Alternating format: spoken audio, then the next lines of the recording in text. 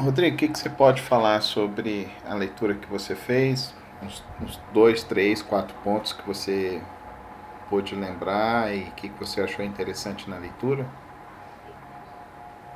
Certo, pastor. Nesse primeiro capítulo aí, eu vi em relação a importância de Calvino na propagação da doutrina protestante na Europa, né? Como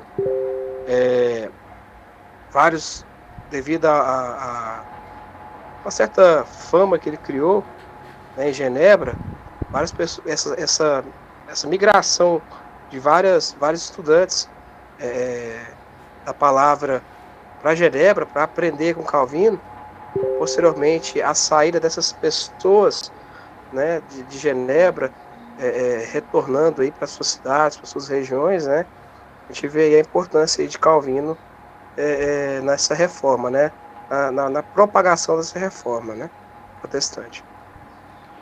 E quais são as principais características que o autor apresentou de Calvino, para que a gente possa trazer assim sobre o livro, né? A principal característica aqui que ele coloca é ele como um pregador, um expositor da Bíblia de primeira ordem, né? E além dele ser apresentado como um pregador, ele é apresentado também como um pastor de um rebanho, né? Que ele, ele é contemporâneo de Martinho Lutero, né? E enquanto Martinho Lutero propagava a reforma protestante na Alemanha, ele começou ali em Genebra e na França, começando a desenvolver os princípios também da reforma protestante. Então ele é apresentado como um pregador e que a principal arma dele era a, a, a pregação expositiva dos livros da Bíblia, né? Ele também foi conhecido também como um pastor, né? Que ele pastoreou uma única igreja por todos os anos de ministério dele. E nessa igreja ele desenvolveu esse, esse caminho da reflexão. E eu acho muito importante essa leitura porque eu gosto dessa leitura porque ela vai nos ajudar agora que nós estamos entrando no perfil do pregador, que é a primeira parte nós falamos então do caráter cristão, e depois nós vamos entrar nos métodos do estudo bíblico, da elaboração do estudo bíblico e também da interpretação da Bíblia para a elaboração desses estudos bíblicos. Então, quando a gente vai lendo essa história, essa biografia de Calvino, nós vamos entendendo que Calvino não era uma pessoa especial, mas era uma pessoa dedicada. E a obra de Deus, não é feita de pessoas especiais, ela é feita de pessoas dedicadas, que vão sendo capacitadas pelo Espírito Santo no decorrer dos anos, dos dias e de suas experiências com a palavra de Deus e na comunicação da palavra de Deus. E ao longo de todo esse livro nós vamos ver isso acontecendo na vida de Calvino. O autor ele fez um bom trabalho histórico é, de perceber essas sutilezas de Calvino. Então nós vamos ter alguns capítulos que são primorosos aqui para a nossa reflexão e para a formação. Calvino também ele foi perseguido, ele foi além de perseguido, ele também foi exilado, né, Exilado. por alguns anos e Ele voltou. depois ele voltou para Genebra. Então, esse primeiro capítulo vai nos trazer bem essa principal questão, né? Eu quero ler essa parte aqui, que é uma parte que eu acho muito bonita. Conforme aproximava-se o fim de sua vida, Calvino encarou a morte da mesma forma como encarou o púlpito, com grande resolução. O teocentrismo de sua fé surge em seu último desejo e testamento, o qual ele ditou em 25 de abril de 1964. Em nome de Deus, eu, João Calvino, servo da Palavra de Deus na Igreja de Genebra, agradeço a Deus não só por ele ter sido misericordioso para comigo, pobre criatura sua, e por ter me tolerado em todos os pecados e fraquezas, mas principalmente por ter feito de mim um participante de sua graça, a fim de servi-lo por meio do meu trabalho. Confesso ter vivido e confesso que morrerei nesta fé que ele me deu, porquanto não possuo outra esperança ou refúgio. Vou ter que aumentar aqui um pouquinho, irmãos.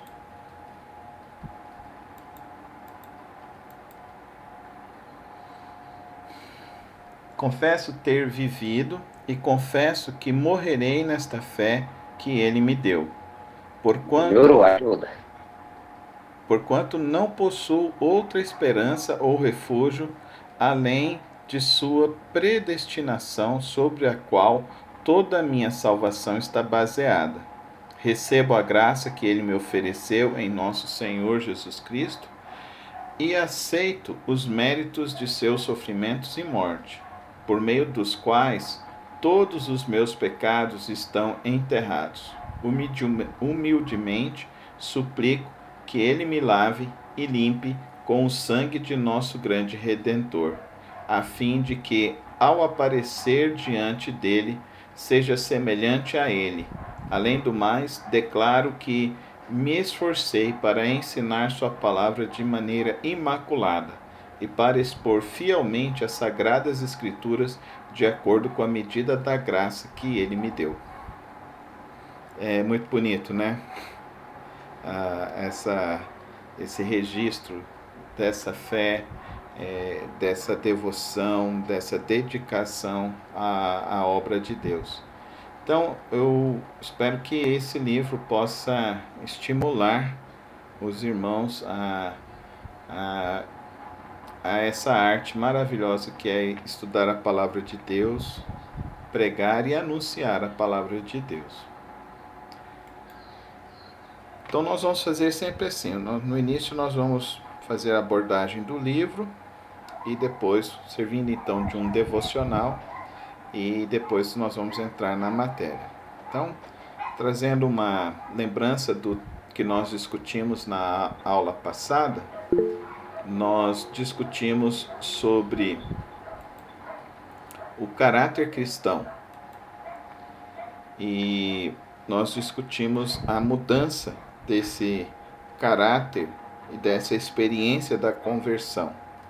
Na aula passada nós ficamos estudando e refletindo sobre a formação da personalidade e verificando a formação das crenças e dos aspectos que nós carregamos e trazemos de nossas famílias. Assim, irmão Rodrigo, pode colocar. Pastor, eu tive a curiosidade de verificar meio que por alto a diferença, né, de Lutero para Calvino, né? Um dos locais que eu encontrei lá fala que a principal diferença é que para Calvino a salvação ela já nos foi dada e para Lutero não existe salvação se não tiver obras, né? O ser humano não trabalhar a questão da caridade, né? É por aí mesmo? Essa literatura está certa? O senhor pode me falar sobre isso aí? Lutero cunhou os principais temas da Reforma Protestante. Então, as 5 solas: sola fide, só a fé; sola gratia, só a graça; solus Christus, soli Deo gloria e sola Scriptura, só a Bíblia. Então, só em Cristo e só a Deus toda a honra e toda a glória. Nós precisamos entender o processo que foi isso, né? Os dois eram pertencentes ao colégio católico. E sendo que Lutero foi o primeiro reformador propriamente dito. Calvino então veio no bojo de Lutero. Calvino então é contemporâneo também de um outro grande pensador que foi aluno dele, que foi João Arminius. E Arminius então ele defendia numa visão mais agostiniana o livre-arbítrio. Então, tanto Lutero quanto João Calvino e Arminius creram na salvação pela graça em Cristo Jesus. Calvino, ele defende a predestinação e a salvação justamente escolhido por Deus antes da fundação do mundo. Isso é uma reflexão bem profunda que, assim, nós vamos entrar um pouco na teologia, mas isso vai ser, de fato, debatido no, no segundo módulo, tá? Onde a gente estuda isso aí bem mais profundamente, porque nesse momento eu prefiro que a gente trabalhe as bases da reflexão, né? Agora, todos os três têm grande valor para toda a história da igreja, tanto Lutero, quanto Calvino e quanto Arminius.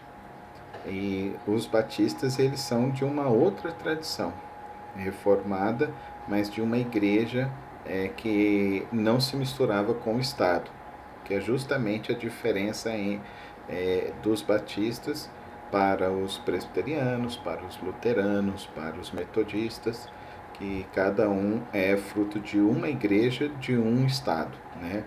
Então, os luteranos é a igreja alemã, os presbiterianos da igreja de Genebra, do estado de Genebra, os anglicanos e, no caso, também os metodistas, eles são da Inglaterra, ambos da Inglaterra. E os batistas defendiam desde a sua origem a separação da igreja do Estado. Então, a gente vai conversar um pouco mais isso aí na última matéria sobre a história da igreja também, que a gente vai aprofundar um pouquinho mais sobre esse tema. Eu acho que no primeiro capítulo também fala que Calvino ele se relacionou com a mulher, né? Que ela era da Ambos era, casaram, ambos tiveram filhos. mas era do segmento batista, né? Sim, Pelo que eu me sim. lembro aí do primeiro capítulo. É, na história da igreja eu vou expor um pouco mais sobre isso. Acho que nesse momento agora eu quero ficar só Tá, no aspecto da dedicação dele à pregação e ao estudo aplicado da palavra de Deus. Eu acho que esse é a minha finalidade nesse momento da leitura, que vai ajudar muito naquilo que eu entendo ser o principal no anúncio da palavra de Deus, que é uma devoção ao estudo bíblico, né? Sem essa devoção, sem essa aplicação, nós não conseguimos assim aplicar a palavra de Deus. E aí a gente vê os absurdos que acontecem aí no meio das igrejas, né? Cada vez as coisas cada vez piores e escabrosas, né? Então, voltando à matéria, a primeira parte, então, eu fiz essa reflexão sobre formação de personalidade, formação de crenças e valores. Como então ser transformado? Como que a vida cristã vai sendo transformada? Essa é a pergunta então que ecoa, que a gente vai tentar responder nessa noite. Então, somos infinitamente diminutos perante a grandeza de Deus. Apesar de tudo, ele nos ama com o seu amor profundo e pessoal. Conhece e chama pelo nome cada um de nós, os bilhões de seres humanos. Esta intimidade que podemos ter com Deus é prerrogativa básica para a nossa vida de oração. Então, aqui a gente já tem então uma ideia de como se desenvolve o caráter cristão, que é pela via da oração. Então, nós precisamos entender que a oração ela tem um aspecto terapêutico e libertador, que promove o conhecimento do indivíduo através do restabelecimento de um maior contato com a realidade. Então, todas as vezes que nós oramos, nós estamos de fato entrando em contato com aquelas coisas que nós consideramos serem impossíveis ou difíceis ou serem complicadas e que por isso levamos elas a Deus. Então isso faz parte de qualquer processo terápico, psicoterápico, né? Então a oração, ela tem um profundo senso terapêutico, que quando nós nos reconhecemos frágeis diante de Deus e dependentes diante de Deus, então aí nós encontramos solução e aumenta-se então a nossa fé para que possamos então entender também que muitas das vezes nós não temos a condição de ter a solução das coisas que estão acontecendo em nosso tempo, em nossa vida. Então, uma vida de oração não é uma tentativa de nós mudarmos a opinião de Deus, mas, ao contrário, é uma tentativa de promover a transformação do nosso caráter. Por isso que eu dou muito essa ênfase de que nós precisamos crescer na nossa vida de oração. E crescer na nossa vida de oração significa se dedicar tempo mesmo. Tem muitas pessoas que são crentes por vários e vários anos e nunca passaram uma noite em vigília de oração, só ele e Deus. Acha que a vigília tem que ser só lá na igreja e tal, mas nunca teve esse desejo, essa busca intensa de estar diante de Deus e na presença de Deus. Por isso, então, que nesses momentos que estamos com Deus, nós vamos aprender vários aspectos da vida cristã. Várias coisas podem acontecer nesse momento em que estamos em oração. Então, orar não é só pedir, mas orar é louvar, orar é desenvolver a capacidade de esperar, é confessar os pecados, agradecer, é levar outras necessidades de outras pessoas ao trono da graça de Deus. Também cantar, também é pedir, mas também orar também significa tempo de palavra, tempo de ouvir a voz de Deus. Então, nós precisamos sempre ler a palavra quando nós vamos orar, porque assim nós estaremos não somente falando com Deus, mas Deus também estará falando conosco. E aí a palavra começa a se tornar viva e eficaz. E aí a palavra começa a ser penetrante dentro da alma, com capacidade e poder de dividir inclusive aquilo que o apóstolo Paulo fala, que ela é capaz de dividir a alma da pessoa, do espírito da pessoa, as juntas da pessoa. Então isso não é uma experiência qualquer de oração, não é uma experiência também de repetição, é uma experiência de um profundo relacionamento com Deus, é uma experiência de um profundo se derramar diante de Deus. Então, na grande verdade, Deus precisa se tornar, o nosso nível de vínculo de relacionamento com Deus precisa ser uma amizade profunda, algo bem particular, algo bem profundo. Deus nos ama por aquilo que somos no íntimo. Então, nós não precisamos representar. Uma coisa bonita na história do filho pródigo é que o filho pródigo decidiu voltar para a casa do pai e ele voltou para a casa do pai como ele estava. E como ele estava? Ele estava se alimentando da comida do porco. Então ele deveria estar sujo, fedido. Ele estava arrependido por ter gastado toda a herança com os seus devaneios. E ele decidiu voltar, nem que fosse para se tornar um escravo do pai. Mas ele decidiu voltar ao pai como ele estava. E para o espanto que ele estava, ele chega e o pai o recebe de braços abertos. Então, nós precisamos ir a Deus assim, reconhecer o nosso estado, reconhecer quem nós somos e entender que nós não precisamos esconder de Deus.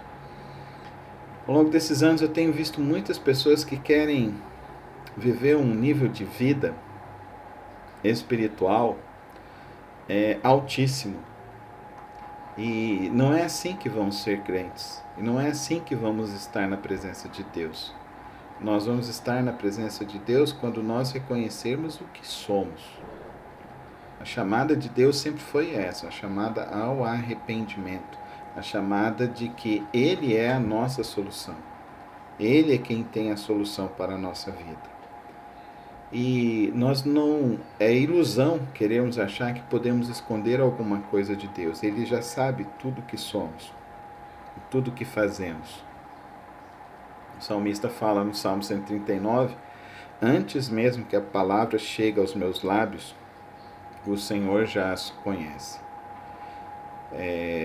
O profeta Salomão, ele fala que ele escrutina o íntimo do coração do homem, tanto do justo como do ímpio. Então ele escrutina o âmago do nosso ser. E nós precisamos entender isso. E nós precisamos desenvolver um relacionamento em que, de fato, nós nos despimos de todo o nosso eu, de todo o nosso ego e de toda a nossa vaidade. Então, não adianta também ser algo no passado. Não, um relacionamento com Deus precisa ser uma experiência nova todos os dias. Primeiro porque as misericórdias dele se renovam a cada manhã. Então existe sempre uma novidade de Deus para conhecermos. E também porque todos os dias precisamos tomar a nossa cruz e a decisão de seguir a Cristo Jesus. Então levamos a nossa cruz, mas quando levamos a nossa cruz, nós não levamos a nossa cruz pesada. Nós levamos agora um fardo que é aliviado por Cristo Jesus, que levou sobre si todas as nossas culpas, todos os nossos pecados. Não há possibilidade de maturidade espiritual sem vida de oração. Não há. Se queremos ter uma vida espiritual profunda com Deus, precisamos ter uma vida de oração. Uma vida de oração verdadeira. E eu indico sempre que o crente deveria ter um diário de oração, para que assim o crente pudesse medir a sua evolução espiritual. E quando nós vamos entendendo isso, nós vamos desenvolvendo uma capacidade muito mais profunda de autoavaliação. No nosso autoexame vai sendo muito mais profundo e muito mais sincero. E até mesmo quando nós caímos e erramos e voltamos novamente ali no trono da graça, arrependidos, e às vezes nós vamos fazer isso várias e várias vezes, porque nós temos pecados e pecados que nós trazemos por nossa herança genética, por nossa formação, pelo conceito errado e deturpado da vida e de ser humano nesse mundo. E vamos voltar várias e várias vezes ali no trono da graça de Deus pedindo arrependimento. E esse pedido de arrependimento não deve ser para nós algo que o Senhor não vai me perdoar. Muito pelo contrário, Ele vai nos perdoar. E é só assim que encontraremos descanso para a nossa alma. E é só assim que encontraremos, então, o verdadeiro amor, que é o verdadeiro amor que nos cura, que nos transforma. Quando então vamos ao trono da graça em oração, nós vamos diante do Deus Trino, que experimenta uma comunhão profunda. O Pai, o Filho e o Espírito. Deus quer que nós entremos nesta santa comunhão. Vocês já pararam para pensar nisso? Deus nos chama para entrar nessa santa comunhão dele. Então, o texto de João, ele vai falar assim: e todos quanto receberam, deu-lhes o poder de serem feitos o quê? Filhos. Filhos. Se nosso Pai nos chama de filhos, e se Ele chama a Cristo de Filho, então Ele nos convida para um relacionamento junto com a Santíssima Trindade. E aí, dentro desse processo, dessa comunhão, nós vamos entender que nessa comunhão com o Senhor, Ele quer nos curar do nosso egoísmo, do nosso egocentrismo, da nossa autossuficiência, da nossa independência. E é só quando desfrutamos então desse relacionamento trino com Deus Pai, Deus Filho e Deus Espírito Santo. Então nisso será conhecido o amor de Deus em nossas vidas, pela qualidade de relacionamento então que temos com as pessoas que estão ao nosso redor. Porque não adianta a gente se achar santo. Não adianta a gente se achar bom. A grande verdade é que os outros é que precisam enxergar Cristo em nós. Então, eu me lembro sempre de Francisco de Assis, que ele fala que eu seja a Bíblia que o mundo lê. Que antes que eu fale, as minhas atitudes falem do meu amor a Deus.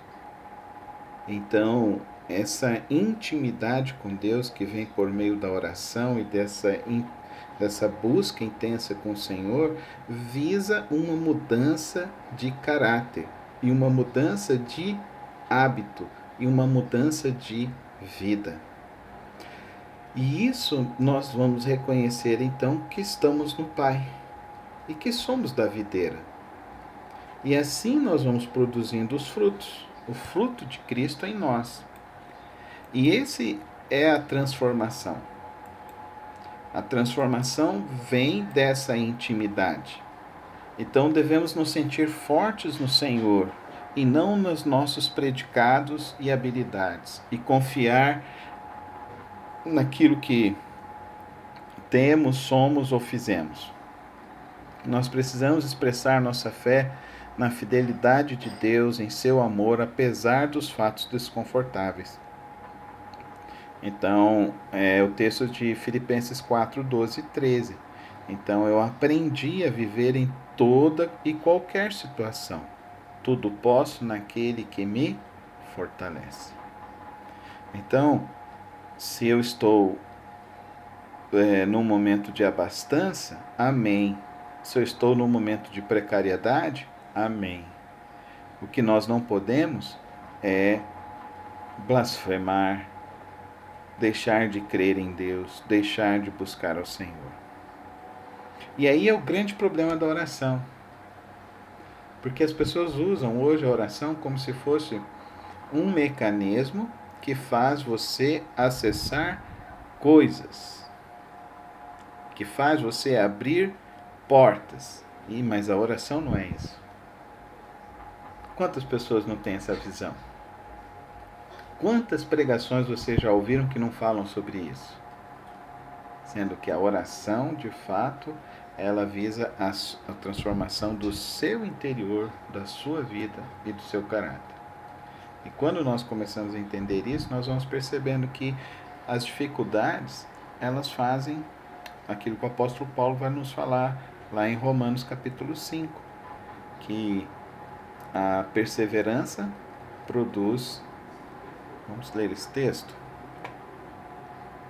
Pode ler para nós aí, Alano? Romanos capítulo 5. Deixa eu abrir minha Bíblia online aqui, peraí. Romanos 5. Romanos 5. Só. Vai do 1 ao 6. Romanos 5, 1 ao 6. Tá. Vamos lá. Justificados, pois, mediante a fé, temos paz com Deus por meio do nosso Senhor Jesus Cristo, pelo qual obtivemos também acesso pela fé, e esta graça na qual estamos firmes e nos gloriamos na esperança da glória de Deus. E não somente isto, mas também nos gloriamos na tribulação, sabendo que a tribulação produz perseverança, A perseverança produz experiência, e a experiência produz esperança. Ora, a esperança não nos deixa decepcionados, porque o amor de Deus é derramado em nosso coração pelo Espírito Santo que nos foi dado. Amém. Eu não me lembro quem foi que disse, mas eu me lembro de ter lido um autor que ele disse assim: eu quero sofrer para que eu quero sofrer os sofrimentos que Deus deseja produzir em mim a vida de Cristo, ao invés de sofrer por ter pecado. E falar de sofrimento num ambiente de teologia, de reflexão, de teologia da prosperidade, de pensamento positivo, é uma coisa estarrecedora, mas não há outro caminho de crescimento e amadurecimento e transformação de vida que não seja por meio do sofrimento e por meio das dificuldades. Nós nos desenvolvemos assim. E quando a gente vai pensando nesse exercício de intimidade com Deus, a gente precisa entender que não é só a oração pessoal e individual, é a oração coletiva. Por isso, o ajuntamento cristão. Por isso, Deus separou um dia, o Shabat, para que o homem buscasse a Ele nesse tempo. Então, o Shabat, o sábado, foi criado pela sabedoria de Deus para interrompermos os trabalhos e as atividades em geral para desfrutarmos de um oásis especial e que para nós hoje é a igreja. Então nós nos reunimos na igreja para adorar, para ter experiências com Deus, para orar, para interceder e para estudarmos a palavra de Deus juntos. Sim, Alana. Isso é tão importante a comunhão, né? Porque eu vejo hoje o povo aí bem deísta, vamos dizer, não, beleza, precisa não, eu confio em Deus, eu sei que ele existe, mas deixa eu quietinho aqui, não preciso ir em lugar nenhum, não, eu acredito nele, deixa eu quieto aqui. E a comunhão é que nos vai nos moldando, né? Porque temos irmãos de todos os tipos. Se em casa a gente já tem caráteres, personalidades diferentes, na igreja nós vamos ter de todos os tipos. E é ali que a gente vai aprendendo a lidar, né? E entra um outro aspecto, né? Porque o aspecto de que aço com aço se afia, né? Sim, exatamente. Então é com o outro que você vai sendo transformado, é com o outro que você vai aprendendo, é com o outro que você vai sendo desafiado, é com o outro que Sim. você vai se fortalecendo. Então, E a igreja, a comunhão, você vai se moldando, mas se moldando no caráter de Cristo. Não que sim, todos ali estejamos perfeitos, mas mas se eu ofendo o irmão, eu vou lembrar, opa, eu não devia fazer isso. E aí a gente vai se moldando no caráter de Cristo, né? a grande questão, Alana, é que não tem culto na vida dos crentes e muitas vezes o culto não tem vida no culto porque não tem culto na vida dos crentes. Um crente... Vira apenas um espetáculo, né? Tem muito lugar que Exatamente. é um espetáculo, não é culto, né? É a apelação da semana passada, vem novinha, né? Não precisa Deus disso. me livre. Não precisa Misericórdia. disso. Não precisa disso. Não tem necessidade disso. Não precisamos desse tipo de artefatos. Nós precisamos simplesmente entender. A salvação é pessoal, mas o amadurecimento cristão passa pela experiência comunitária com o outro. Então, o perfil do caráter cristão. A reconstrução do nosso caráter consiste numa nova organização de valores em conformidade com os padrões do reino de Deus. Então, Jesus ensinou isso. E ele ensinou em várias pregações dele, nas bem-aventuranças.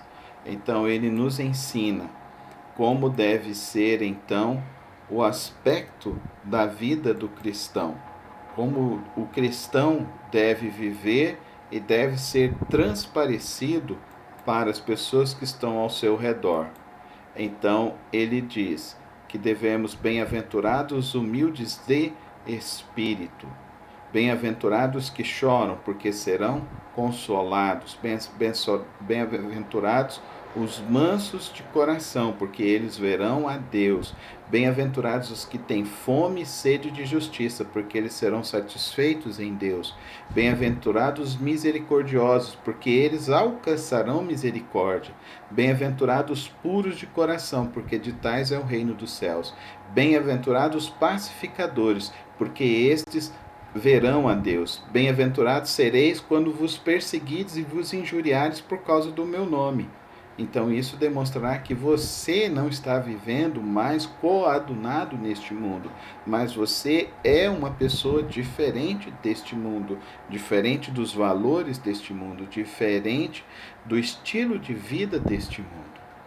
Então as bem-aventuranças são um caminho pelo qual nós devemos nos espelhar e nós devemos então buscar desenvolver em nossas vidas. Mas só foi nisso? Não, nós temos então o fruto do Espírito. E o fruto do Espírito nos traz então essas 9 características, que é da ação do Espírito Santo agindo em nós. Então, o amor, o vínculo da paz, a alegria sobrenatural, a paz como herança de Deus, ou a paz que excede todo o entendimento, longanimidade, que é paciência multiplicada, aquele negócio, né? O crente é explosivo. O apóstolo Pedro era explosivo. Era um sanguíneo colérico, que foi ao ponto de pegar a espada para cortar a orelha de Malco. E no final ele fala para os crentes lá em 2 de Pedro, capítulo 5, ele fala, olha, não desanimeis, porque vós tenhais que passar por uma breve e momentânea tribulação. Dá para entender? O cara que era explosivo agora falando para ter paciência. Quem que produz isso? Quem faz isso? É o Espírito Santo, é Cristo Jesus. Benignidade ou benevolência no julgamento. Queridos, nós precisamos muito disso, por isso, principalmente agora, nesse período dessa política estranha que estamos vivendo. Eu já ouvi em púlpitos falando de fascistas, crentes fascistas. Gente, isso não faz parte do cristão. Isso não faz parte do cristianismo. Onde está a minha benevolência? Onde está a minha benignidade? A bondade, generosidade operante. O que é ser bom, querido? É você tirar de você e dar para o outro, sem esperar nada em troca. Fidelidade, perseverança coroada, a fidelidade ou a fé. E nesse tempo, gente, de gente que pula de igreja em igreja, é um negócio muito esquisito para mim entender isso. Isso demonstra para mim que de fato as pessoas não estão buscando a Deus e não estão querendo desenvolver-se em Deus. Então, essa coisa de igreja da moda, igreja não sei o quê, isso aí não tem muito a ver com o cristianismo. Mansidão, disposição bem-aventurada, de manso, ser manso, de ouvir com mansidão, com atenção, ouvir com empatia, de exercitar compaixão, domínio próprio, qualidade fundamental do cristão. O cristão pode explodir? Infelizmente ele vai explodir em alguns momentos, infelizmente. Mas ele deve não explodir. Como ele vai conseguir não explodir?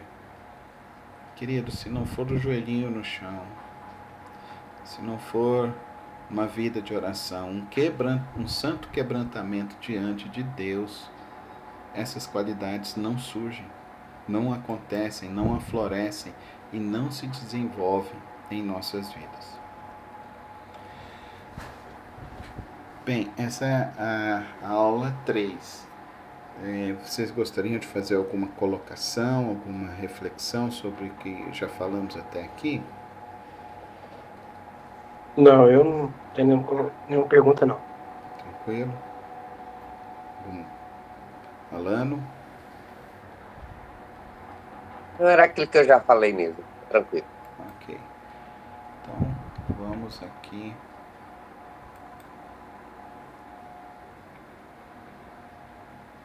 Na nossa quarta aula aqui, então.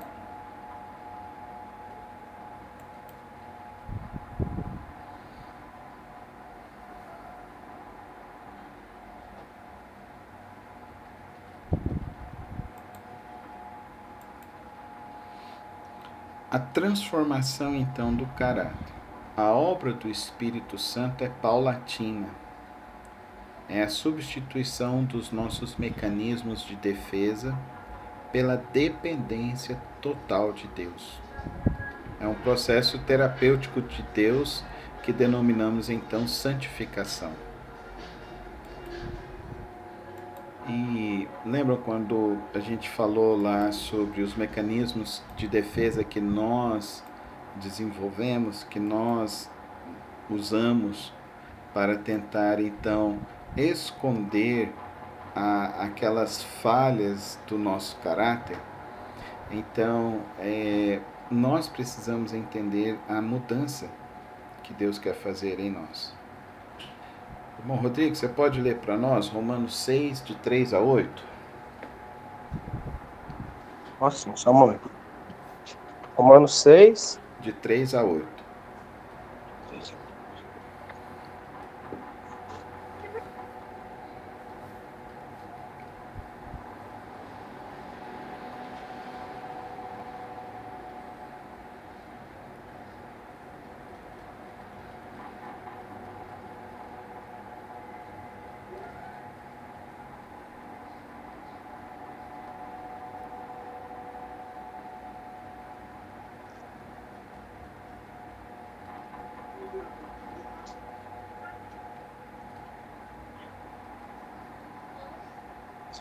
Só repete novamente aí. O Arthur Romanos falou. 6, de 3 a 8. Perfeito. Não sabeis que todos os que fomos batizados em Jesus Cristo, na sua morte, portanto fomos sepultados com ele para a morte pelo batismo, para que assim como Cristo foi ressuscitado dentre os mortos pela glória do Pai, assim também nós andemos em novidade de vida. Porque se fomos plantados juntamente com ele na semelhança da sua morte, também o seremos na semelhança de sua ressurreição. Sabendo isso, que o nosso velho homem foi crucificado com ele, para que o corpo do pecado pudesse ser destruído, para que não sirvamos mais ao pecado. Então, Porque aquele que morreu, pode continuar. porque aquele que morreu está liberto do pecado. Ora, se morremos com Cristo, cremos também viveremos com ele. Se morremos com Cristo, cremos que também viveremos nele. Então, o que deve morrer em nós, cristãos? O nosso velho homem. E sem um mergulho profundo no autoexame, nós não vemos essa obra ocorrendo em nossas vidas. Então, o que impede da obra de Cristo acontecer na vida do povo de Deus? O que vai impedir é a própria pessoa. É a falta de comunhão, falta de autoexame, é a falta de verdade. Sabe a oração do Salmo 51, quando Davi chega e fala: Pai, pequei contra ti, somente contra ti eu pequei, e já não sou digno então de ser chamado o teu filho. Salmo 51. Aí ele fala então: cria em mim, ó Deus, um coração limpo, um coração novo e ver se agora eu vou ter uma vida diferente. Quem vai fazer essa vida diferente agir em nós é o Espírito Santo de Deus, por meio do que? Da nossa comunhão profunda e íntima com Deus. E a igreja terá esse papel. Então, uma igreja que não disciplina é uma igreja que está incoerente com os textos bíblicos. Agora, o que é disciplinar na igreja? É levar a pessoa lá na frente da igreja e fazer a pessoa sofrer algum tipo de coação? Não. Disciplina é a palavra de Deus que diz, é você ajudar o seu irmão a vencer as lutas, vencer os pecados. Não é excluir, não é levar nome para a assembleia, é caminhar e ajudar o outro, falar para o outro, olha, esse é o seu problema, mas eu tenho os meus, e eu estou na minha luta com os meus problemas. E como tem pessoas que têm dificuldade em entender esse processo, essa transformação.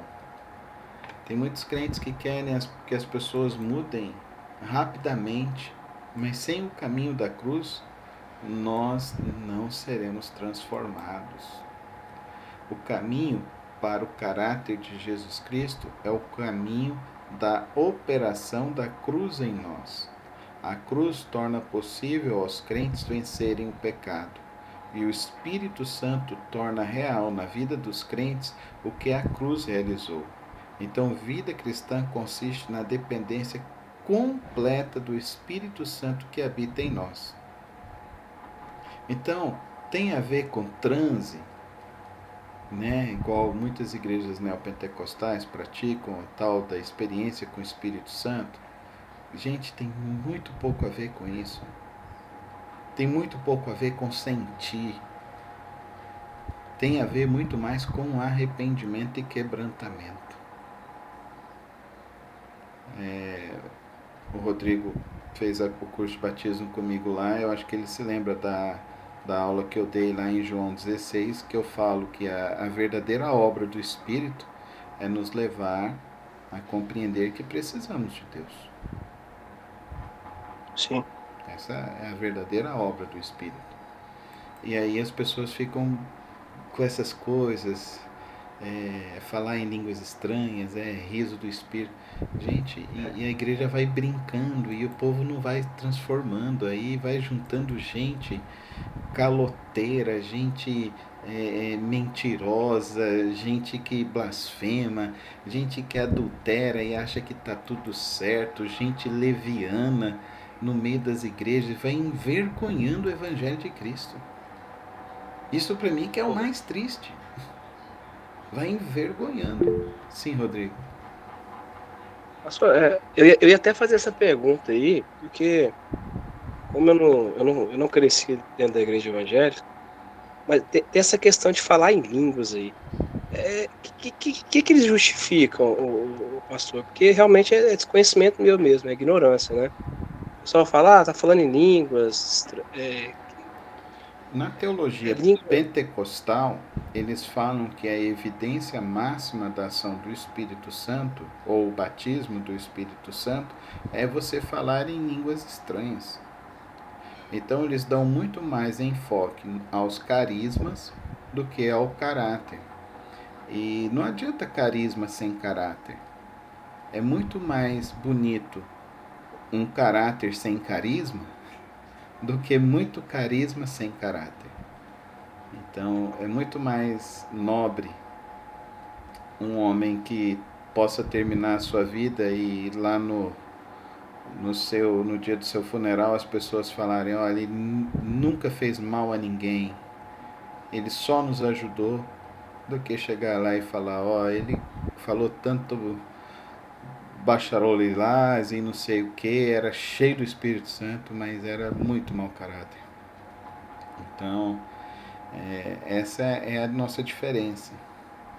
Por isso que nos chamam de tradicionais, porque nós não damos ênfase nós não damos tanta ênfase a esses carismas e damos mais ênfase ao caráter, ao fruto do Espírito Santo agindo em nós.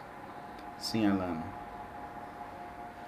Isso é tão perigoso e complicado, em muitas igrejas que eu já até fui algumas vezes, que eles usam essas línguas que, em tese, segundo a Bíblia, teria que ter alguém para interpretar, Sim. né? Se é que é uma língua estranha. E eles começam charamaraias da vida, inventa tanto trem. E um dia eu estava pesquisando, posso estar errado, estavam utilizando até palavras que estão no candomblé, em alguns em Sim. sânscrito e etc. Eu falei, caraca, que é isso? Ou seja, eu jogo qualquer palavra ali que ninguém vai entender e tá tudo certo. Misericórdia. E a recomendação lá de 1 Coríntios capítulo 14, Rodrigo, é o texto que norteia a nossa prática nesse aspecto. É 1 Coríntios capítulo 13 e capítulo 14. Capítulo 13, o apóstolo Paulo fala assim: ainda que eu fale a língua dos anjos, se não tiver amor, de nada valerá.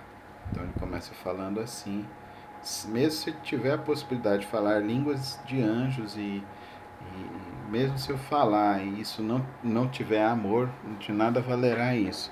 Aí no capítulo 14 ele fala que vocês falam tanto em línguas, eu prefiro que vocês falem 3, 4 palavras para que as pessoas entendam do que 1000 palavras e ninguém entender nada. Então quando um falar em línguas, que haja intérprete, e se não houver intérprete, que ele não fale.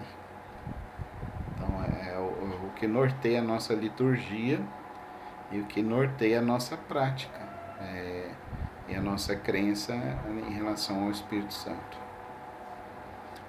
E essa pregação do Espírito Santo pentecostal muitas vezes é mais uma forçação de barra mesmo, né? Começa a falar aleluia, aleluia, aleluia, aleluia, aleluia, depois começa a falar glória a Deus, glória a Deus, glória a Deus, glória a Deus, daí dá um trava-língua e você começa, para alguns, começam a falar que isso é língua estranha. Eu acredito em experiências diferentes com o Espírito Santo. Mas quando são experiências diferentes com o Espírito Santo, eu creio que são momentos realmente que há uma profunda mudança de vida, há uma profunda experiência que significa que a pessoa entende que a vida dela tem que ser diferente. Então não pode ser só um falar em línguas e as coisas continuarem do mesmo jeito, não. Se Deus falou, usou, teve uma experiência assim, alguma coisa diferente Deus está querendo fazer. Eu creio dessa maneira. Eu não sou daquele pastor que não acredita em línguas estranhas, mas eu acredito conforme a palavra de Deus. E conheço pessoas sérias que vivem na presença de Deus, né? Que fazem isso de uma maneira bem séria e bem cristã. Então, vivemos então uma batalha entre a alma e o espírito. O apóstolo Paulo vai falar isso em Romanos, se eu não me engano é Romanos capítulo 9. Então, o bem que eu quero fazer, esse eu não faço, mas o mal eu pratico. Quem me livrará do corpo da minha alma, do corpo da minha morte? Né? Então essa é a batalha. Essa batalha entre a alma e o espírito, entre o agir de Deus e a nossa personalidade, as nossas faculdades conscientes, o nosso consciente, o nosso inconsciente, lutando contra a verdade de Deus, né? E Deus fala para você viver uma vida de santidade e retidão e você vira e mexe, cai num pecado. E é essa luta que a gente tem, que o apóstolo Paulo começa a falar ali em Romanos capítulo 6. Aí ele vai falando isso, vai aprofundando isso mais no capítulo 7. E chega no capítulo 8, o clímax dessa reflexão dele, que ele fala então que nada pode nos separar do amor que está em Cristo Jesus. Nem altura, nem profundidade, nem anjos, nem demônios, nem a morte, nem o porvir. Então, porque nós estamos em Cristo. Né? Então, o novo nascimento é o marco inicial do processo de santificação da alma. Quando Deus vem habitar em nós mediante o seu Espírito, a sua vida e o seu poder entram em nosso espírito, ou no nosso homem interior, ou no nosso inconsciente. O Espírito Santo, em união com o espírito humano, deve governar a alma. Mas, pastor, como que faz quando a gente tem os pensamentos pecaminosos e a gente não consegue controlar isso? Queridos, é só por meio da oração. O apóstolo Paulo vai falar lá em 2 de Coríntios que ele esmurrava o próprio corpo para que ele pudesse alcançar a santificação. E ele fala então, portanto, exercitem a vossa salvação. Exercitem a vossa salvação. Mas não somos salvos? Sim, somos salvos, somos declarados salvos em Cristo Jesus. Mas se nós não exercitarmos, como que eu vou ter a mente de Cristo se eu não ler a Bíblia? Como que eu vou ter um temperamento de Cristo se eu não permito a ação do Espírito agir em mim? Se eu não reconheço os meus erros, os meus delitos? Então, o caráter semelhante ao de Cristo se desenvolve pela consciência da verdade de Deus, pela vivência da comunhão com Deus, pela convivência com os irmãos em Jesus Cristo e pela experiência de servir ao próximo. Esse ingrediente de servir é fundamental, porque você aprende ouvindo. Sim, a gente tem a capacidade de aprender ouvindo, 15%. Ouvindo e escrevendo, aumenta para 30%.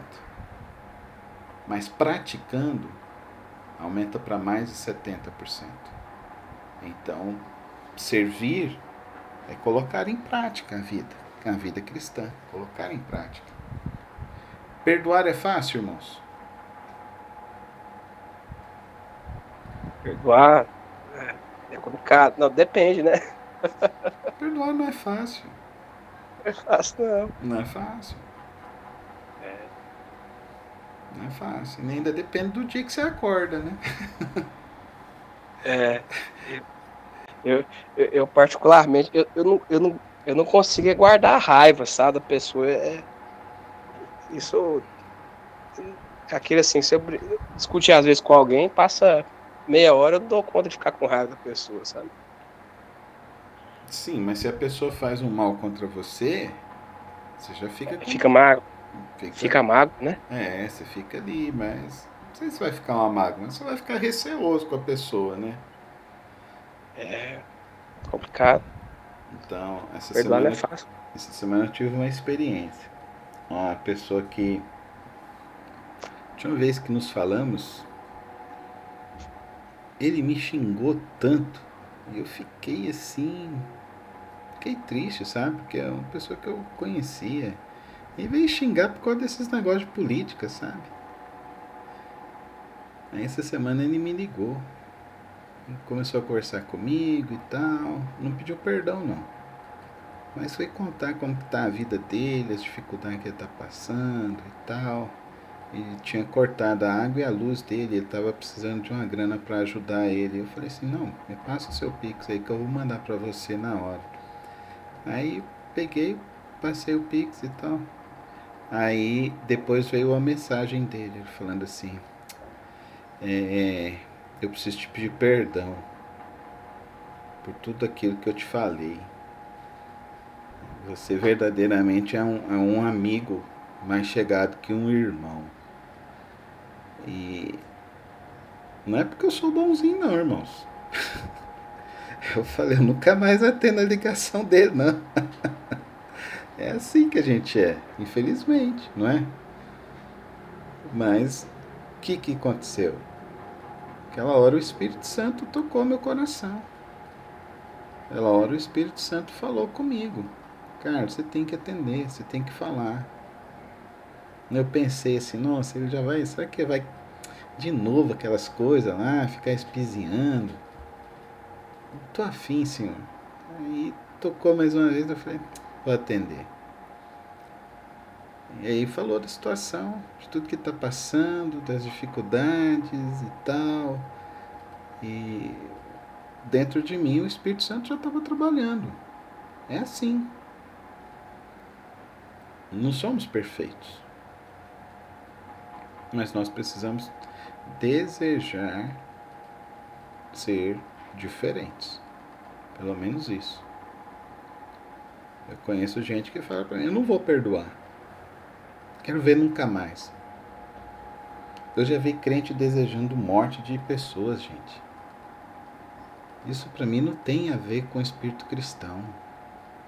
Não tem a ver, isso é não entender nem o decálogo, né? Não matarás. Depois Jesus falou que se você odiar, você já matou o outro, né? E as pessoas hoje, aí vem com essa pregação rasa, e as pessoas não vão mudando. E aí a gente vai vendo cristãos ou pessoas se denominando cristãos sem nenhuma experiência profunda com Deus, com a palavra, com Cristo. O processo de santificação nós precisamos entender. Deus deseja ter comunhão conosco, mas Deus é santo. Então, entrar na presença de Deus já é um passo de reconhecimento, né? Eu, pelo menos, não consigo começar nenhuma oração minha sem pedir perdão para Deus. Então, a gente erra, a gente falha. Falha em pensamento, falha em atitude. E tem um outro fator. A santificação é porque nós precisamos ser testemunhas. Testemunhas de Cristo. Eu sempre conto essa história lá na igreja, né? Quando nós viemos do Mato Grosso para cá, meu pai era funcionário de IBGE. Aí ele foi procurar uma casa para alugar, e aqui no Goiás sempre tem essa dificuldade, né? Que tem que ter o fiador e tal. Aí meu pai chegou, falou, olha, eu não tenho fiador porque eu estou chegando agora na cidade, sou funcionário de IBGE e tal, e eu sou crente da Igreja Batista. Daí a pessoa que foi alugar a casa virou e falou assim, o senhor é crente da Igreja Batista? Sim. Não, então se é batista é pessoa séria. Eu vou alugar para o senhor então por um teste de 6 meses. Nós moramos lá na casa durante 3 anos. E meu pai pagando o aluguel em dia. E o que ele empenhou? Empenhou o caráter, né? A atitude. Porque os crentes, naquela época, eles honravam a palavra. Será que é a mesma coisa hoje em dia? Será que é o que está acontecendo hoje em dia, irmãos? Me diz aí a experiência de vocês. Um pouco difícil, né? Às vezes tem colegas que se intitulam e às vezes nos envergonham. Não que eu sou melhor que ninguém, mas, poxa, não convém. Não convém. Né? Aí que até se envergonha. Às vezes, deputados, né? E grandes nomes, às vezes, se intitulando. E, na verdade, está nos envergonhando aqui. Exatamente. O Rodrigo? Pastor, eu tenho observado aí há um certo tempo aí, eu já fui em umas 2 igrejas só, sem ser a Igreja Batista, né? Eu já acompanhei alguns da minha família que foram para outras igrejas. O que se vê hoje é que qualquer pessoa, às vezes, quer abrir uma portinha e começar a pregar, né? Sem ter conhecimento, sem ter um preparo espiritual para fazê-lo, né? Sim. Então a pessoa acha que ela leu ali alguns versículos ali e ela já está preparada já para poder pregar e passar com propriedade os ensinamentos de Jesus Cristo, né? Então o que eu vejo aí que tem acontecido hoje foi essa banalização aí da igreja protestante. Na verdade, a igreja protestante, algumas igrejas que que estão se criando aí, eu não vejo como uma igreja protestante, é uma igreja que tem ali crentes, né? Mas uma igreja é, modificada, né? Uma igreja que não segue nem tanto os princípios, como se diz, princípios protestantes, nem os princípios católicos, a grosso modo, Sim, né? Ela é sem corpo, ela é um corpo sem forma, né? Porque tudo bem, nós temos ali, até então nós tínhamos ali a igreja protestante, dos crentes, a igreja evangélica e a igreja católica. sim. E hoje existe essa terceira igreja aí que não é nenhuma nem a outra e como se diz, e criou essa confusão, que eu vejo como confusão, né? Porque existe diferença enorme hoje, gritante, né? Da igreja evangélica, essas novas. Então, existe tantas. É como disse, né? São igrejas sem corpo, Sem sem corpo. forma hoje, né? Sim. E sem preparo, né? Sem estudo, infelizmente. Sem valor à palavra de Deus, né? Isso é muito lamentável. Alguns anos atrás foi preso um cara que se denominava pastor aqui em Goiânia e no fundo da igreja o cara tinha um arsenal de armas e ele era fornecedor de armas pro Comando Vermelho da capital. Olha que loucura. É, Loucura. Muitos hoje fala, estão como é que se diz? Travestindo, né, de pastores para qualquer outro fim, né? Porque, Sim, em tese, o pastor, a igrejinha lá, não vai levantar suspeita, né? Então, a pessoa se veste daquilo ali, às vezes com interesse para isso, seja para armas, para drogas, para lavagem de dinheiro, por inversão de impostos, cada um com seus interesses sujos, mas a palavra mesmo é a que está mais longe. então, é, e, sim, e, e mais um apontamento também, o pastor. Essa terceira igreja que eu falo aí, né? Que, como se diz, ela não é nem evangélica, nem católica, essa nova igreja que eles falam, né? Elas meio que vendem a graça, né? Elas trabalham a ideia da prosperidade e de negociação aí da graça de Deus, né? é. Se a pessoa vai lá querendo algo, ela não vai lá para trás do evangelho, não. Ela vai lá para resolver seus problemas, né? Então, como se fosse uma igreja de autoajuda, né? Não, vem cá que a gente vai ensinar você como é que faz as coisas para você ter o que você quer. E aí não tem caráter, não tem santificação, né, irmãos? Não prega a santificação. Não se ensina o processo da santificação também. E quando a gente está buscando a santificação, irmãos, Deus vai permitir que haja fontes de irritação, para que a gente aprenda a se controlar. Deus vai permitir que se levante dificuldades para fortalecer a nossa fé. E tudo isso para que a gente se torne sempre a imagem semelhante de Cristo Jesus. Sempre nos lembrando de Efésios capítulo 4, verso 16, que diz até que todos cheguemos à estatura do varão perfeito. Esse é o desafio da santificação.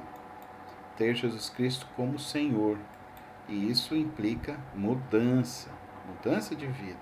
E para isso acontecer, precisa de quebrantamento diante de Deus. Quebrantamento diário. Quebrantamento por meio da oração, por meio da palavra e por meio da vida em comunhão com o povo de Deus.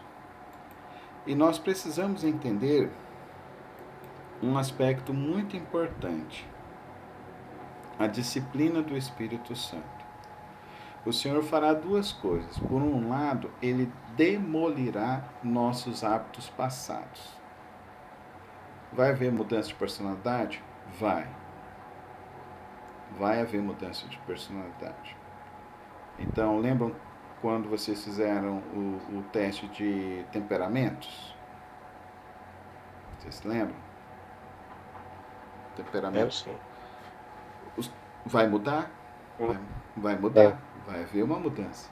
Porque o Espírito Santo vai agir ali. Então, se você é explosivo, você vai começar a ter mais domínio próprio. Se você é aquela pessoa mais procrastinadora, o Espírito Santo vai te dar mais iniciativa. Então, o Espírito Santo vai agir. E se ele vai agir, ele vai te incomodar. Porque esse processo não é normal. Qual que é a nossa tendência, irmãos? A nossa tendência sempre é ficarmos na mesma. Nós não queremos mudar. Nós não queremos a mudança. Nós não abraçamos a mudança. Principalmente a mudança do caráter em Cristo Jesus. Então, o Espírito Santo, ele quer criar essa nova natureza, esse novo caráter e quer gerar esses novos hábitos. Ele quer fazer com que a gente tenha uma atitude correta, uma ação correta, e ele vai fazer isso por meio da ação da graça de Deus, tratando as nossas áreas, tratando as áreas da nossa vida, tratando o nosso coração, tratando a nossa vida, tratando a nossa mente, tratando inclusive os nossos sonhos, os nossos sonhos. Então, Deus fez a promessa para Abraão: por meio de ti eu farei uma grande nação. E Abraão ficou ansioso, Sara ficou ansiosa, e Deus estava tratando o coração de Abraão e de Sara. E aí o que ele faz? A Sara fala: não, vai ter Agar. Aí com Agar ele vai ter um filho. E Deus então posterga por mais 10 anos a chegada do filho, para que Abraão tivesse um coração e um temperamento transformado. Aí Abraão então chega ao filho. Aí quando chega aos 12 anos, Deus fala para ele: olha, agora eu quero seu filho, você vai sacrificar o seu filho. E Abraão então agora, ele não é mais aquele Abraão ansioso lá atrás. Ele não é mais aquele Abraão inquieto, insossegado lá atrás. Ele agora é um Abraão cheio de fé e confiança diante de Deus. Dá para você ver essa mudança que ocorre? É o Moisés. O Moisés que era um sanguíneo e que queria resolver as coisas pela força do jeito que ele queria. E aí o que ele fez? Ele mata um egípcio. Ele vai ficar 40 anos no deserto sendo tratado por Deus. Ele vai ver uma sarça se queimar. E Deus vai falar para ele: tira as suas sandálias, porque onde você está é solo santo, solo sagrado. Então agora você tem que entender que agora o caminho é outro. O caminho é pela minha vontade. O caminho é pelo que eu falo, é pela maneira como eu faço.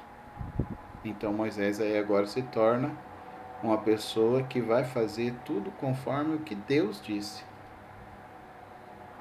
E aí, o que nós vamos ver na história de Moisés? Moisés sempre agora vai então buscar a Deus. Então, queridos, Deus quer fazer uma transformação em nossas vidas. E nós precisamos entender isso. E caminho por isso é por meio dessa disciplina do Espírito. É por meio desse agir de Deus em nossos corações e em nossas vidas. E para isso precisa do quebrantamento. O Senhor Deus cria circunstâncias para nos aperfeiçoar. Essas circunstâncias certamente virão para tratar as áreas onde somos mais difíceis. Então, Deus vai colocando situações. E quer ver um momento onde a gente vai sendo extremamente tratado por Deus? Com filhos.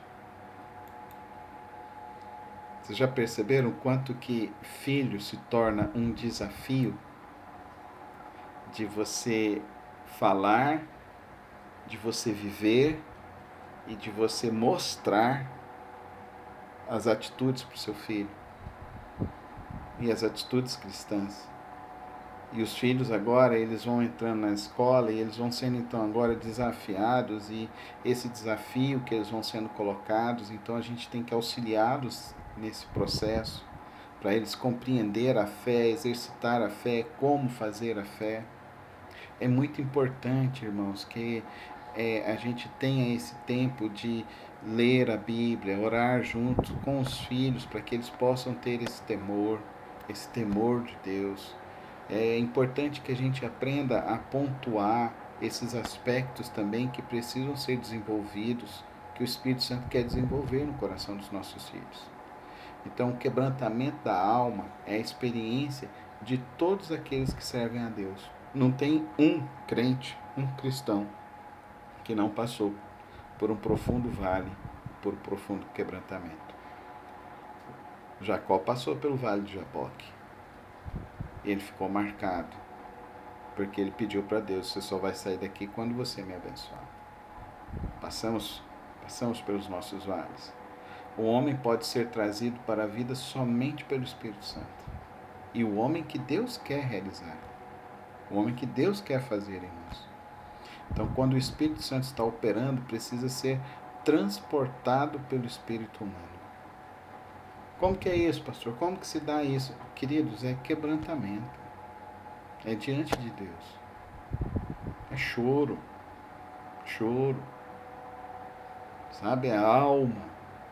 A alma fica dobrada. A alma se inquieta. O quebrantamento do homem exterior é a primeira lição para toda pessoa que deseja servir a Deus. E se nós formos olhar para cada um dos heróis, homens e mulheres da Bíblia, nós vamos ver que cada um tem esse aspecto do quebrantamento. Todos eles passaram por um quebrantamento profundo em suas almas, em suas vidas, para experimentar a Cristo Jesus e experimentar o agir de Deus em suas vidas. Até Cristo. Cristo não teve um Getsemane,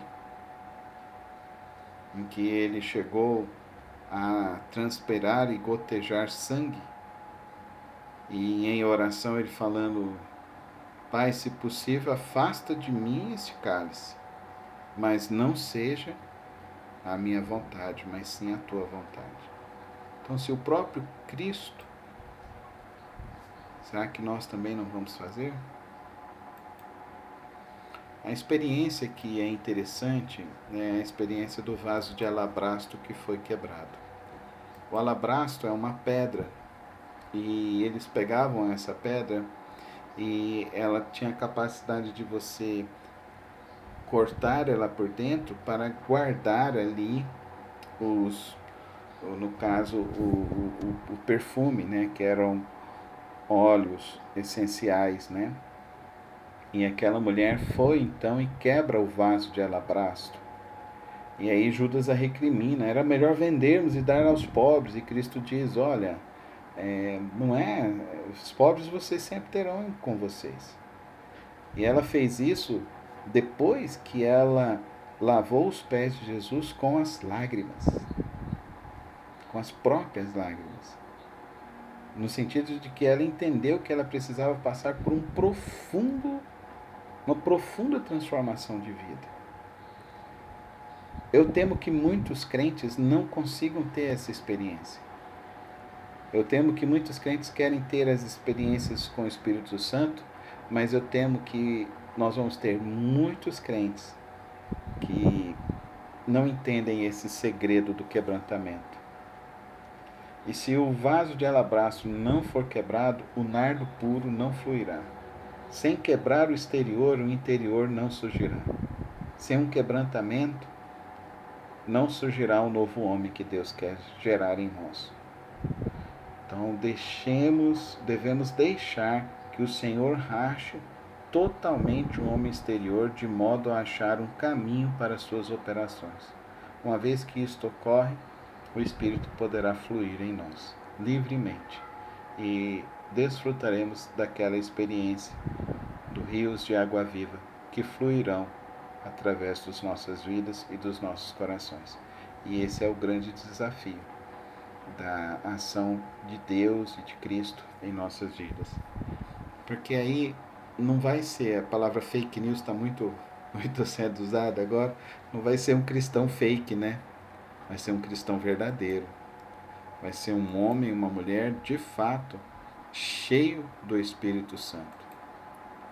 Quanto tempo pode levar o quebrantamento? É difícil de dizer. É o que eu estou dizendo, vão ter crentes que nunca vão se quebrantar. Eu conheço pessoas que eu já aconselhei, já conversamos e tal, mas não deixa Deus agir. Não se quebranta. A gente tem aquela expressão: se você não vem a Deus pelo amor, você pode vir pela dor. Então a ação do Espírito Santo também pode ser assim, nós. Então o Senhor emprega duas maneiras eficientes para quebrantar o homem exterior. Uma é paulatina e outra repentina. O Senhor não pode quebrantar a pessoa por duas razões principais. A primeira é que muitos vivem nas trevas e não estão vendo a mão de Deus. E a segunda razão é o amor próprio, o ego. Homens e mulheres que acham que sabem de tudo e aí não permite a ação do Espírito Santo. Ninguém é mais belo do que alguém que foi quebrantado. Sim, Adão.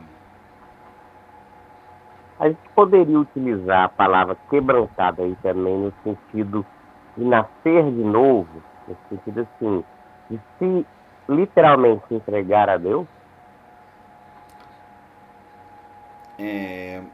Ou é diferente esse nascer de novo e o quebrantamento no sentido só assim, deixar Deus moldar? Existe o novo nascimento, que é o processo da conversão. Mas esse novo nascimento precisa gerar uma nova vida. É aquela questão, a pessoa era tão consagrada a Deus, mas hoje está desviada. Por quê? Esse faz o processo da regeneração. É a pessoa que não se quebrantou diante de Deus. Então viveu um cristianismo fake, um pseudo-evangelho, uma pseudo-conversão. Acho que a palavra seria essa mesmo, regeneração, porque a gente diz, né, que não há um verdadeiro cristão se não há transformação. Exatamente. Então seria isso aí, a regeneração, ou seja, porque todos nós somos pecadores, todos nós temos alguma coisa na nossa vida que precisa mudar. Então, se eu me torno, né, uma imagem de Cristo, mas eu não mudei o meu caráter, então eu não me tornei um cristão. E é assim, quando você vê alguém que passou por esse tratamento de Deus, ele é quebrantado, uma pessoa quebrantada, ela é diferente. Ela é diferente. É uma pessoa diferente. Não é uma pessoa de vaidades. É uma pessoa simples de coração, mansa, humilde. É uma pessoa que você vê que ela exala o bom perfume de Cristo. Então, essa que seria talvez o grande engano, né, dessas novas teologias, e achar que a prosperidade é somente financeira, né? Ele é próximo não tem nada a ver. dessas outras áreas, né? Isso aí não tem nada a ver. Se o apóstolo Paulo fosse vivo, ele ia falar que isso aí era casas de covil de demônios. Ele falou isso para uma igreja. Ele falou isso. Porque não que você se parece com um covil de ladrões. Os ladrões parece que muitas igrejas amam mais o dinheiro do que o próprio Cristo. Sim. E aí a questão principal que diferencia é a presença de Deus. O quebrantamento faz surgir a presença inequívoca de Deus na vida do crente. Então, uma vez o homem exterior quebrantado, o espírito do homem permanece na presença de Deus sem cessar. Então Deus nos deu o espírito que nos capacita a corresponder com ele. Por causa da obra da graça em nossas vidas, não somos influenciados pelas coisas que fazem pressão sobre o nosso homem exterior. É aí que ele experimenta de fato essa paz que excede todo entendimento, essa graça do agir de Deus, da confiança, da fé, de uma fé que não se abala. Então, como que isso é gerado? Gente, eu não conheço outro caminho que não seja gerado pela oração e por esse profundo interesse em Deus e em Cristo. A oração precisa ser: cria em mim, ó Deus, cria em mim um coração igual ao teu. E o pensamento renovado. Paul Freston diz assim: não só nós estamos na sociedade, mas a sociedade está em nós. Por isso precisamos passar por um processo doloroso de arrancar continuamente os valores da sociedade introjetados em nós. Como fazemos? Leitura da Bíblia, ministério da palavra e evangelização.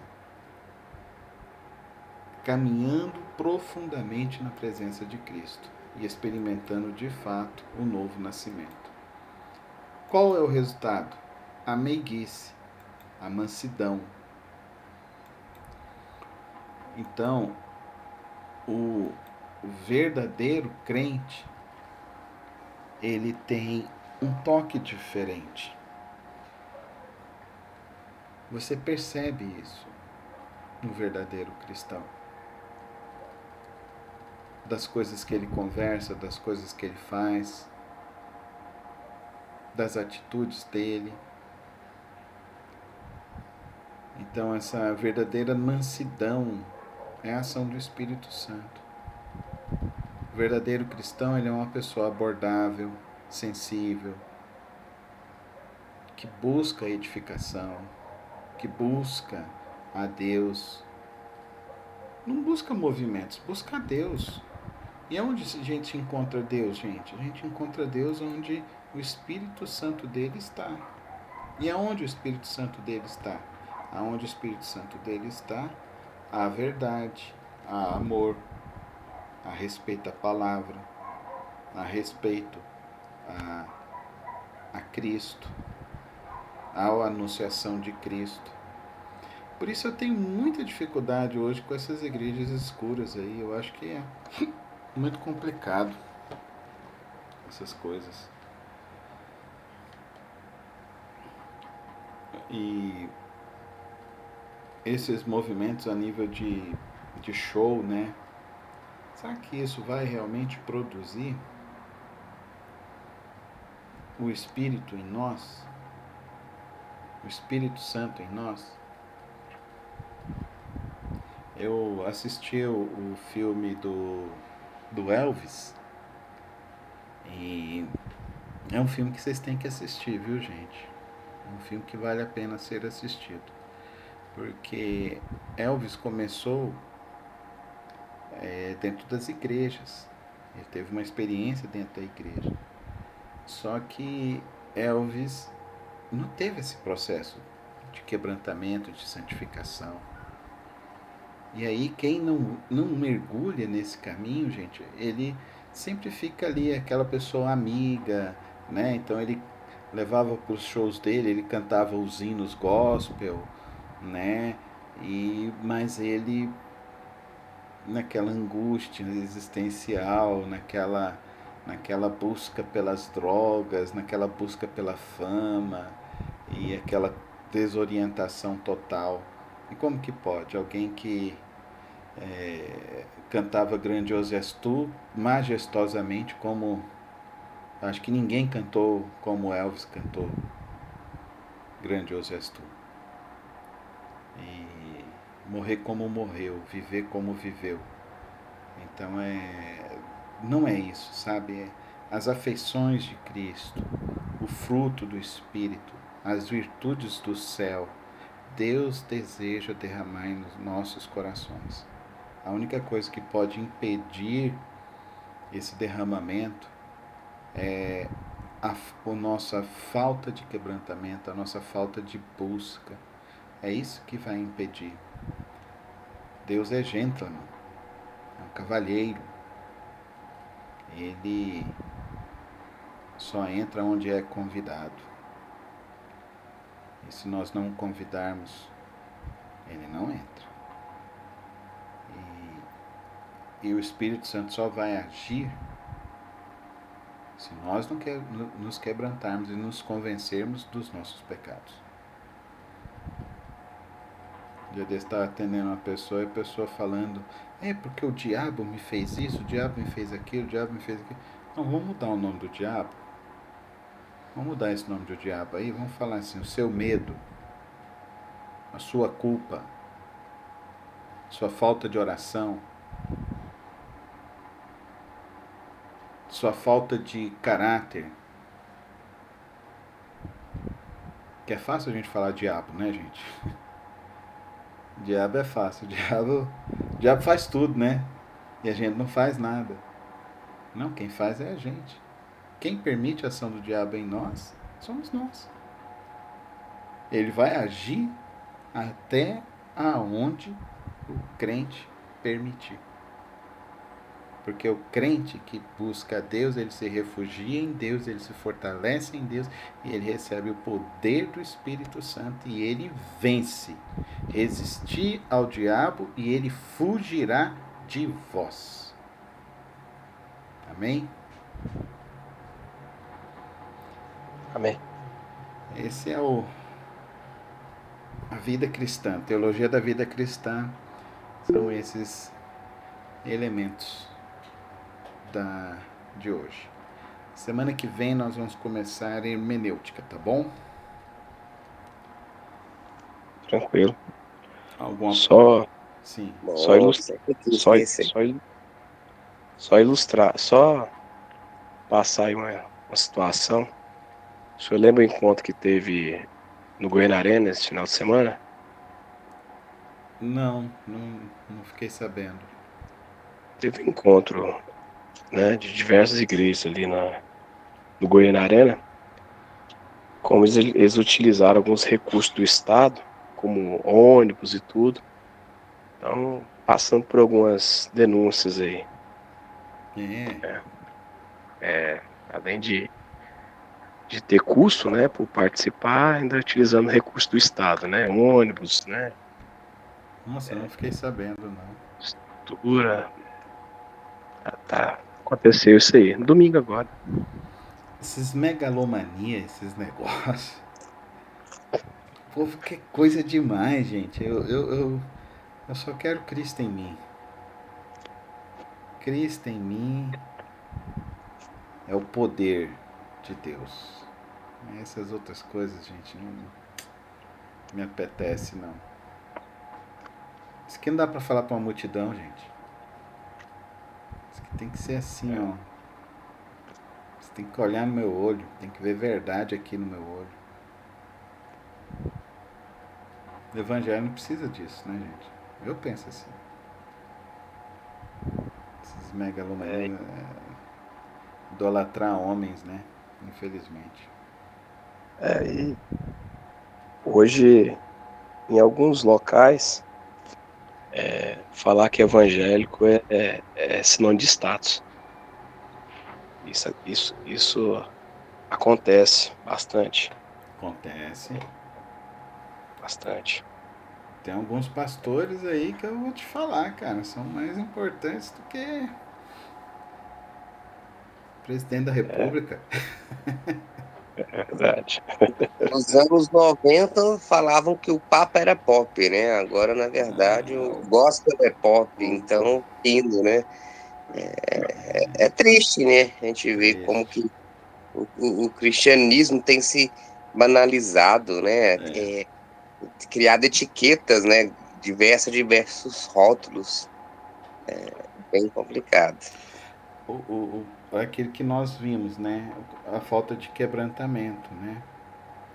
aquela frase lá do Paul Freston, né? Nós vivemos na sociedade e a sociedade está em nós, mas nós não queremos romper esse vínculo e estabelecer um vínculo com a pátria celestial. E nós Seria, precisamos isso. seria o estar no mundo sem ser do mundo, né? Vamos dizer. Sim. E é difícil a gente quebrar essa natureza nossa, né? Decaída, humana, da sociedade que nos permeia e que nos cobra. A sociedade vai nos cobrar, né? A grama do vizinho é mais verde.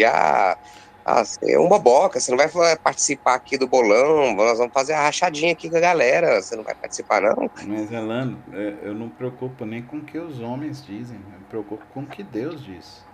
Sim, sim, é Eu o me que nós preocupo com precisamos. o que Deus diz, porque eu tenho temor e tremor de Deus, porque eu sei que Ele é poderoso. E terrível coisa é para o homem cair debaixo da ira de Deus. Deus é amor? É. Mas tem dia que a paciência do Senhor acaba. E o povo tá se Aí esquecendo vem a disso. justiça, né? Aí vem a justiça de Deus. Então eu temo é isso. Eu temo isso. Ai desses, né, que tem usado o nome de Deus, né? Ai desses. Né? E isso aí, queridos. Que Deus nos abençoe, nos guie e nos livre. Em nome de Cristo, nos livre de sermos pedra de tropeço ou de engano para outras pessoas. Que nós possamos ser a luz de Cristo que brilha no meio desse mundo decaído e de trevas. E que as pessoas vejam Cristo em nós. Essa é a minha oração. Amém. Amém, Amém? amém. Fiquem com Deus, tá bom? Leiam o livro. Se puder ler 2 capítulos, a gente debate 2 capítulos semana que vem, tá bom? Retomamos Tudo semana bem. que vem. Deus abençoe. Amém. Boa Obrigado. noite, Boa fique na noite. paz.